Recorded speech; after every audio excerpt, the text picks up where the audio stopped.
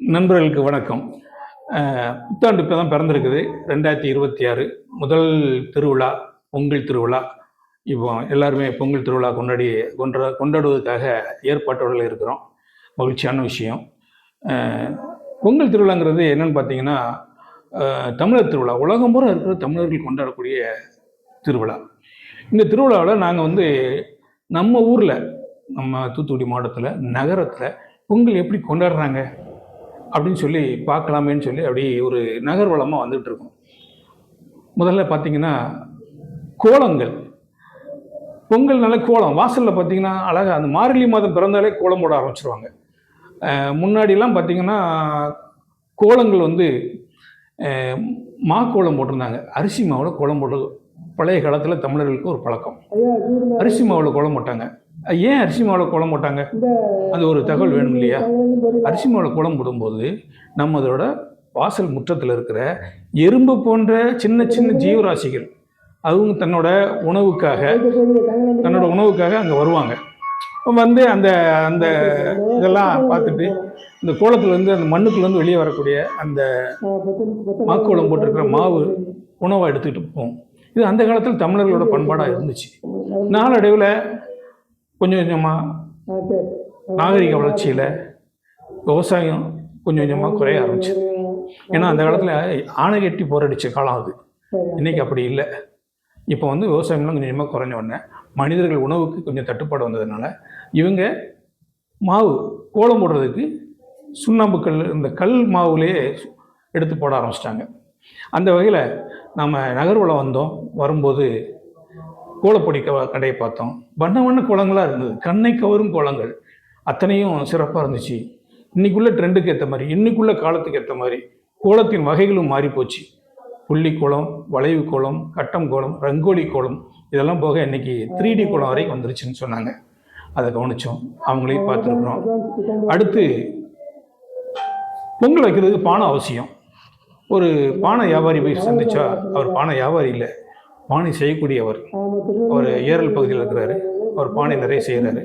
அவரை சந்தித்தோம். விதவிதமான பானைகள், விதவிதமான மண் பாத்திரங்கள், மண்ணால் செய்யப்பட்ட பானைகள் ஆரோக்கியமான உணவுகள் தரக்கூடியது. அது குறித்து நிறைய தகவல்கள் நமக்கு சொல்லியிருந்தாங்க. அதையும் கேட்டு தெரிஞ்சுக்கிட்டோம். அவர் அன்பானைய மற்றவங்களுக்கு, மாணவர்களுக்கு கற்றுக் கொடுக்குறதாக வேற சொல்லியிருந்தாங்க. அந்த தகவலும் கேட்டு தெரிஞ்சுக்கிட்டோம். அப்புறம் அடுத்து என்ன பண்ணுறோம்? நேராக அப்படியே போகும்போது பாத்திர கடைக்கு போகணும்.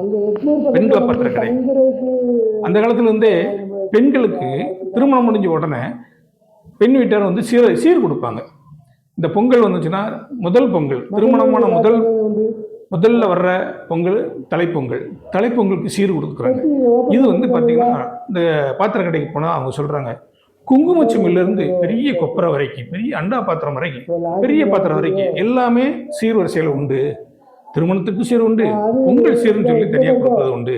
அதில் நிறைய விற்பனைகள் உண்டு. கடந்த ஆண்டுகளை விட இப்போ நல்லா, இன்றைய ஆண்டு இந்த 26 நிறைய விற்பனை ஆச்சு. நிறைய நல்ல ஒரு அமோகமான விற்பனை அப்படிங்கிறத அந்த பாத்திர வியாபாரி சொல்லியிருந்தாங்க. அதையும் போய் பார்த்துட்டு வந்தோம். அதுக்கப்புறம் பொங்கலுக்குனாலே அந்த காலத்திலேயே உங்களுக்கு ஒரு மாணவர்கள், அதாவது சிறுவர்களுக்கு ஒரு சந்தோஷமான செய்தி என்னன்னா வாழ்த்து சொல்றது. ஒருத்தருக்கு ஒருத்தர் வாழ்த்து சொல்லுவாங்க. ஆனால் பொங்கல் வாழ்த்து அட்டையில் வரும் பார்த்தீங்களா? பொங்கல் வாழ்த்து அட்டை, அது ஒருத்தருக்கு ஒருத்தர் முகவரிக்கு அனுப்புறது. யார் நமக்கு எப்போ அனுப்புகிறாங்க, சித்தி எப்போ அனுப்புகிறாங்க, சித்தப்பா எப்போ அனுப்புகிறாங்க, மாமா எப்போ அனுப்புகிறாங்க, அவங்க என்ன படம் நமக்கு அனுப்புவாங்க அப்படிங்கிறதுல ஆர்வமாக எதிர்பார்த்துட்டு இருப்பாங்க. நாம் அனுப்புறதுக்கு தயாராக இருப்போம். அண்ணனுக்கு இந்த படம், சித்தப்பாவுக்கு இந்த படம் அப்படின்னு சொல்லி தேர்ந்தெடுத்து கடையாக போய் தேர்ந்தெடுத்து அனுப்பிய காலம் உண்டு. ஆனால் இன்றைக்கு அந்த பொங்கல் வாழ்த்து அட்டையே இல்லாமல் போயிடுச்சு. காரணம் நாகரிகத்தின் வளர்ச்சி. அலைபேசி வந்துச்சு. ஒரே வார்த்தை, இனிய பொங்கல் வாழ்த்து, தட்டச்சு பண்ணி அனுப்பிட்டா போதும். ஆனால் இன்னைக்கு அப்படி இருக்குது.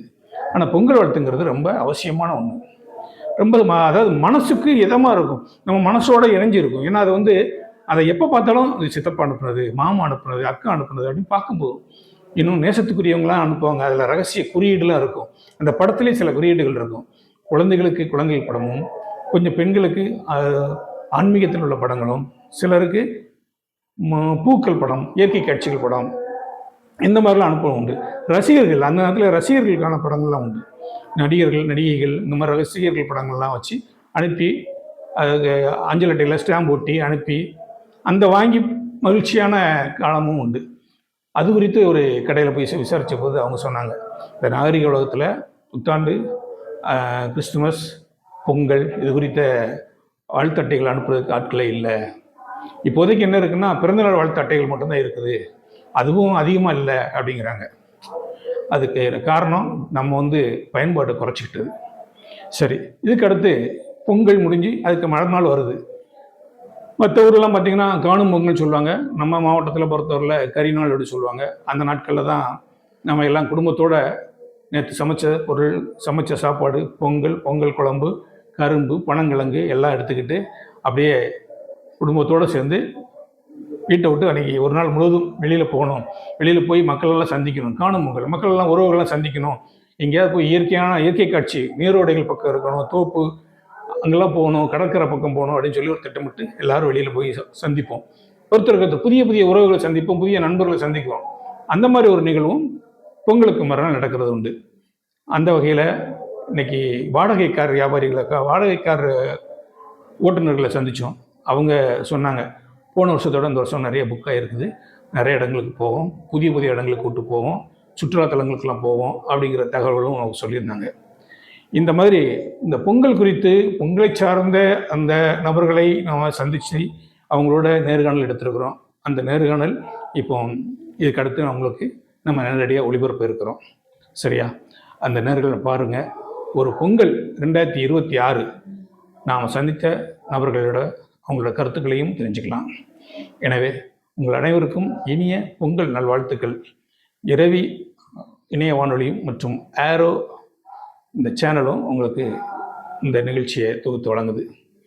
நன்றி, வணக்கம்.